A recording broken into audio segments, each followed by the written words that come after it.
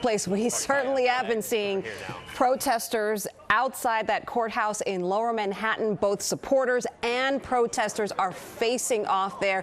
They are holding their signs and they are making sure their voices are heard. And Long Island Congressman George Santos and Congresswoman Marjorie Taylor Greene both already making an appearance. Eyewitness reporter Mike Marza is there live with the very latest. Mike. David and Shirley, what a scene it has been out here this morning. I mean, you want to talk about a circus-like atmosphere. This is what has developed here in the park. It's called Collect Pond Park. It's the space right across from 100 Center Street. That's where the court proceeding will be taking place, 15 floors up. Here on the ground across the street, there has been a lot of noise and a lot of support on both sides of where you fall on this thing. Let me show you what's happened here, because the NYPD has really separated this park into two separate areas. They put these metal gates, the barriers in between the pro-Trump supporters and then the people who are protesting against the former president. And that is by design, because there was a concern if these two groups, of course, would clash, there would be potential unrest develop here. We have not really seen that. There have been some shouting matches and that sort of thing. But the two notable people that showed up, one expected, the other perhaps a surprise, you mentioned it, embattled Long Island Congressman George Santos showed up, and he walked through the crowd of people saying he was here. People asked, why are you here? He said, because I can be. And he said he supports the former president. And then, as advertised, the Georgia Congresswoman and very vivid and strong supporter of the former president showed up, as she said she would shortly after that indictment was announced. She showed up, and the crush of cameras, I mean, I'm talking about 3-4 dozen cameras started following her. At one point this morning, cameras outnumbered the protesters maybe 5-1. And so Marjorie Taylor Greene made her way through the pro-Trump portion of this protest, but it became too much of a crush of people that she basically, after a few minutes, got back into the white SUV where she came and sped away. All of this unfolding as we continue to await the appearance of the former president. Here's a little bit of the flavor of what people have been saying out here this morning. Is this DA going to start criminalizing criminals? How do you know what? Where's Hunter Biden's indictment? 2 years of a laptop full of treasure trove of crime. People will say anything to demean our system, right, and make a joke of it, because that's how Trump has gotten as far as he has, right? And so a crime is a crime. He's not above the law. And let's be clear, we've known for a long time that this man does harm.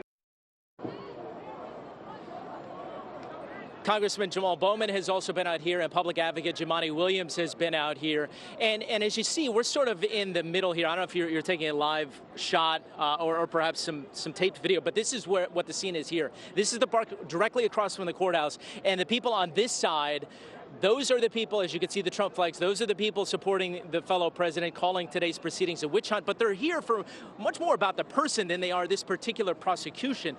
They're defending the former president through everything is what they're saying today. And then you have people over here who are coming out against the former president. They've been encouraged to bring instruments, and you've heard that play out throughout the day. We mentioned the controversial Georgia Congresswoman Marjorie Taylor Greene, who came here. She said that on her social media, she said she will be attending the expected appearance of the former president in Mar-a-Lago this evening after all the court proceedings finish here in New York. She's expected to speak tonight, but so much has to play out between now and then, as we're a couple of hours away from the former president having that official court appearance. And I would imagine, there's still some places to walk around. So what the former president had imagined with, hundreds of thousands of people perhaps coming out to support him, we have not seen that materialize down here, but certainly a vocal group. But you see a whole lot of cameras, so it's hard to make out, are those protesters or maybe just a few protesters with a lot of media that have come here from around the world. That's the scene here in Lower Manhattan in the 12 o'clock hour. David and Shirlene, we'll send it back into the studio to you.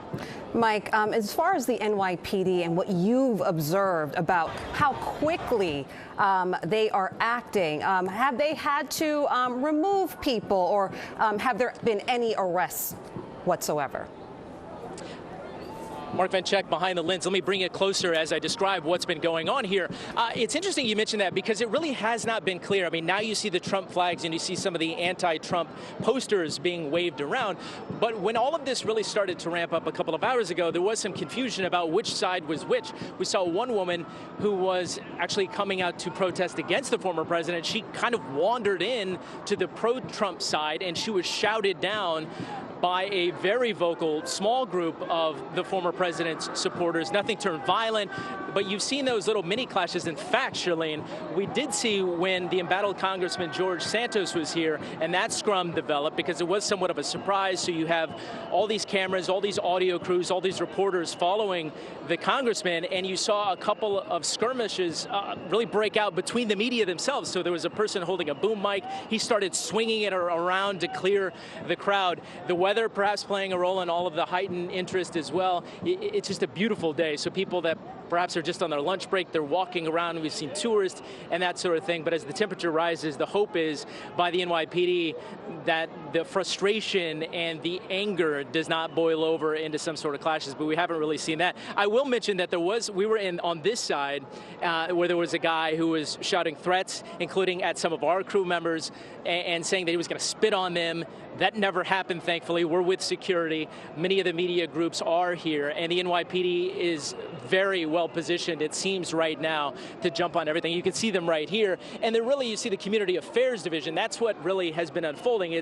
They're encouraging people, yes, you can protest, you can use your voices, but let's not have it end in a bunch of arrests or that sort of thing. They want people to have the opportunity to voice what they want, but they don't want blows to come, or they don't want people certainly not spitting on people, and they want to keep it as tame as possible, which is why they put these metal gates up. You see these at like parades and stuff, so that's separating the group. But like I mentioned, before the flags went up, it's really tough to tell which side was which.